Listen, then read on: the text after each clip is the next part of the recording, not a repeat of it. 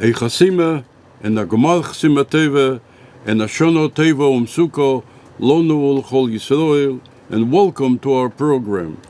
It's after Rosh Hashanah, so we have the Ksiva Tevo, and now we are waiting for the Ksima Tevo Miyot Hashem on Yom Kippur. And now we are in the Aseres Yemei Tshuva, the 10 days of Tshuva, which include also the 2 days of Rosh Hashanah and the day of Yom Kippur, the days of Tshuva. In Tshuva in general, there is an underpinning question. How come it helps? Now you're going to say, now we're asking a question, how come Tshuva helps? Everybody knows we're doing Tshuva. Well, there is a question. A person, Rachmana litzlan, sinned. Does he have to answer for his sins, or doesn't he have to answer for his sins? In the court of law, the judge will ask somebody, sir, did you do it? And he will say, Your Honor, I'm not going to do it again. And the judge will say, but please answer my question. Did you do it? I am not going to do it again, Your Honor. And the judge, if he wants to be witty, will say, listen, if you're not going to do it again, so we're not going to punish you for what you're not going to do again. But you did it, didn't you? Yes. If you did it, you have to pay for what you did. You are responsible for your actions, and you broke the law, so therefore you have to be responsible for it, and there is a punishment for it. So what does tshuva mean? A good question. We will return to that in a moment, but first, our customary story. The story happened many years ago when the Rebbe davened upstairs, the first years of the Nesius, and there was an individual that needed a bracha for children, and he figured that Rosh Hashanah, the first day of Rosh Hashanah, the Haftarah of Chana didn't have children, but she was helped on the Rosh Hashanah. But Rosh Hashanah nifka do Chana was helped on the Rosh Hashanah. So he came early, and he got himself a good place, so you will be right diagonally across from the Rebbe when the Rebbe says the Maftir, and later the Rebbe will do the Tekies. So he is going to be there, and he is going to pray.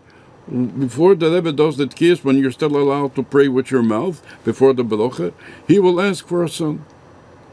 And this is what he did, and he came early, and he got a place, and the Rebbe is saying Maftir, and then the Rebbe is Mesader the Tekies. Then the Rebbe makes a Baruch, V'tzivono al Tekiah Shefer, and not one sound comes out. Now that Tekiah, nothing comes out from the Rebbe Shefer. The Rebbe has one Shefer, another Shefer, nothing comes out. Not one single Tekiah. This individual, after a long while, said to himself, it's his fault.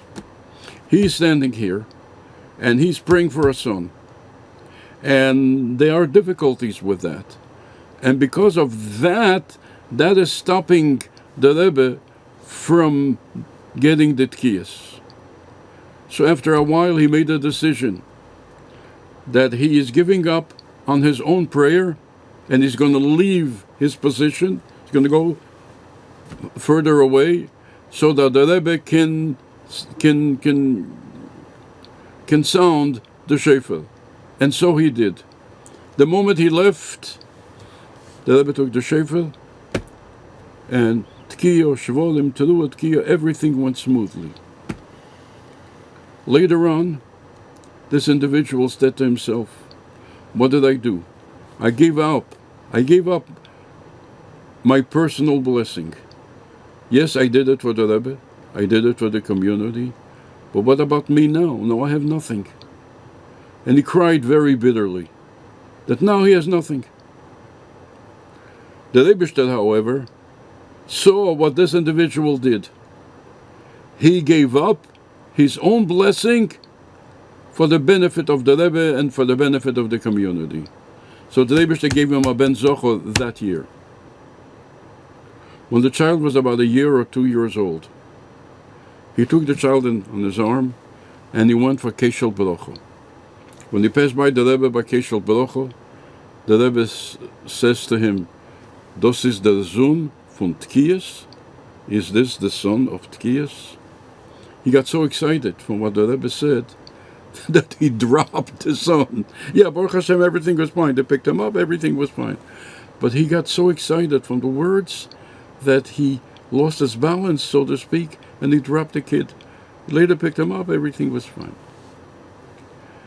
Rabbi say, concerning the question, how can one be a master on what he did? He did it. It's not a question whether he did or not. He did commit the sin. So if he committed the sin, arguably, he should pay for it. He should be responsible for his actions. So what does tshuva mean here? You can do tshuva that you'll never do it again. But what about the past that he did do? In order to understand that, let's learn together a Rashi in Chumash. It's not this Parsha. This Rashi is in Parshas Kisiso, and today is not Parshas Kisiso. However, Rashi reflects in what he says. He offers an answer to our question. The Rashi is on the Pasuk Ze Yitnu Machzis HaShekel. And the Gemara says, and Rashi brings it, Omer Rab Meir, K'min Matbeir Shel Eish Heitzia Kodesh Baruch Hu Mitachas Kisei Kvedei. Like a coin of fire, Almighty God took out from underneath the heavenly throne, Ve'ero LeMoshe, and he showed it to Moshe, Ve'omer Le, and he told them, Ze Yitnu, this they should give, Kos Ze Yitnu. This is what Rashi brings. And there's an obvious question. Why did Almighty God have to show Moshe what kind of coin? What didn't Moshe understand when he said that you should bring a Machzis HaShekel? Machzis HaShekel means a half a coin. And there's no need, arguably, to show him anything or for any explanations. Moshe knew what a half a coin is. Now, the Rebbe brings that there are 3 instances where it says Niskasha Moshe, that Moshe had a question 3 times. Once by the Menela, and once by the Meled Halavono. By the Menela, it says that our Almighty God showed him a Menela Shel Eish, that this is what I want. Then also Niskasha Moshe by the Meled Halavono, what kind, how does the new moon look? So the Rebbe showed him a new moon, and he said that this is how you should do. Koser Eivei Kadesh, this is how it looks. He had to show him. And there's also by the gates of the Shalotzim, it also says Niskasha Moshe, and Almighty God showed him V'zelochem, that this is which animals you can eat, which animals you cannot eat, and so on. So the Rebbe says in the 3 instances you can understand the difficulty, so to speak, of Moshe Rabbeinu to understand. Because the Menela is very complicated. That you have to make the Menela, which means you have to make the Menela, you have to make the cups and the buttons and the flowers and the way they are, they're all, and you cannot make them separately. It has to be part of the gold piece, and how does that come out? So the Rebbe showed him how he wants him to do it. Also, the Meled Halavono is complicated, as the Gemara says. You call in the witnesses, and you ask them, Kosero Isim, what exactly did you see? And so on. So there are complications there. So the Rebbe showed him. Concerning Shalotzim, all kinds of different Shalotzim. So in this Kasha, Moshe wanted to know, what is there to know about Machzis HaShekel? Machzis HaShekel is a half a shekel. And everybody understands that. And you're talking about Moshe Rabbeinu, an all-time genius, so to speak. As a matter of fact, the smartest of men was Shlomo HaMelech, and it said that Moshe Rabbeinu understood even when Shlomo HaMelech did not understand. So what didn't Moshe understand here concerning the Machzis HaShekel, that Almighty God had to show him? Moreover, says the Rebbe, if for whatever reason he didn't understand, so show him what you have to give. What do you give? A half a coin of silver. So show him, this is the half a coin of silver they should give. But he didn't show him silver. He showed him matbeya shalish, a coin of fire. So how do we reconcile all that? Moreover, the Rebbe says, the Meir says that Almighty God took out this coin of fire from where? Mitachas kisei kvede, from underneath the heavenly throne. The question is, why do we have to know this detail? Is anybody going to say to Almighty God, to the Bnei Shalom, can you tell me, where did you take that matbeya from? Which account did you take it from? And did you report it? And so on. No one will ask Almighty God where he got this matbeya. And why do we have to know that he took it mitachas kisei kvede? And the Rebbe answers that Moshe Rabbeinu had another question. Niskasha Moshe, doesn't say Niskasha Moshe, but Moshe had a question on Zei Yitnu. And the Rebbe brings it from a Teisves in Chulun. Teisves in Chulun says Pshat. Moshe Rabbeinu said to the Meibishten, you are telling me they should give a machtis shekel, and this should be kefer, this should be the kefer l'nafshaseihem, this should be atonement for the sin. For the sin of what? For the sin of the Egel. Moshe Rabbeinu said, how does it work? How does a half a coin atone for such a sin as Avodah Zorah? They worshipped idols, they did the Egel, so now they're going to give a half a coin and everything is okay? How does that work? That was Moshe's question. So the Rebbe answered Moshe Rabbeinu, yes, I understand your question, but I'm going to show you what they are going to give.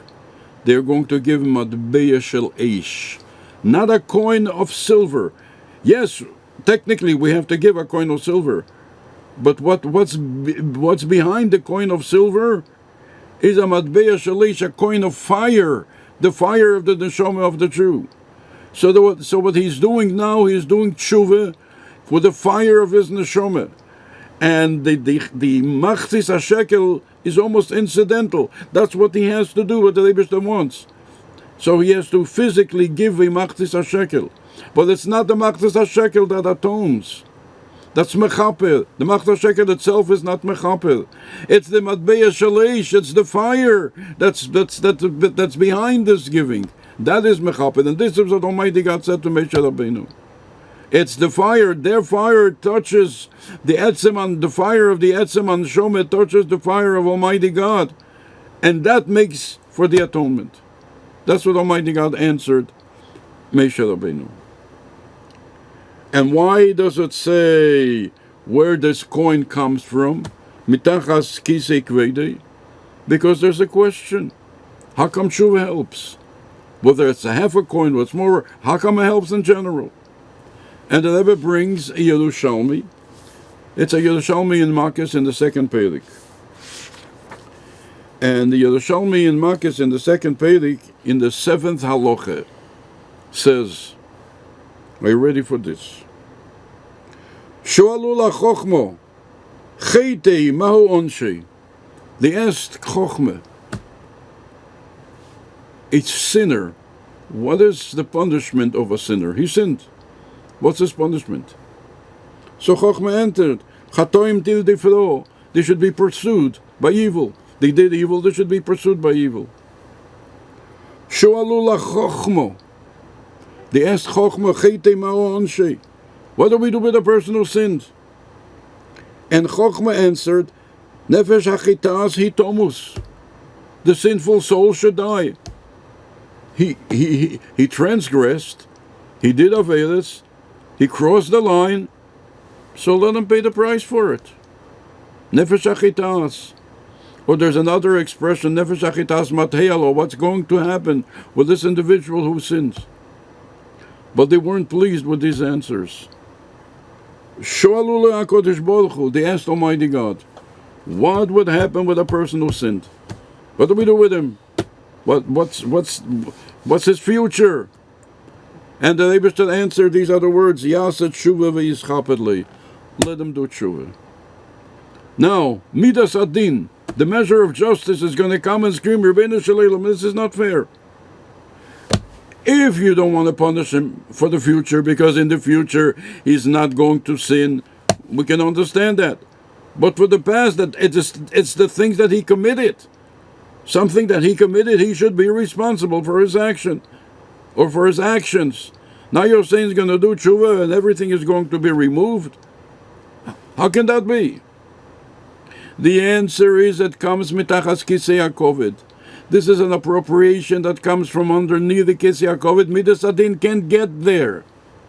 Whatever Midas adin can get over there, she can't get. She can't get underneath the kisei hakoved. But this is where the neshamas come from. And therefore, it's such a high place that Midas Adin cannot reach. And the Rebbe says, listen, you understand or you don't understand. This is an appropriation that comes from Almighty God himself. And he ruled. Yaseh tshuva v'yischapedli. You do understand, you don't understand. Not only that, Yaseh tshuva.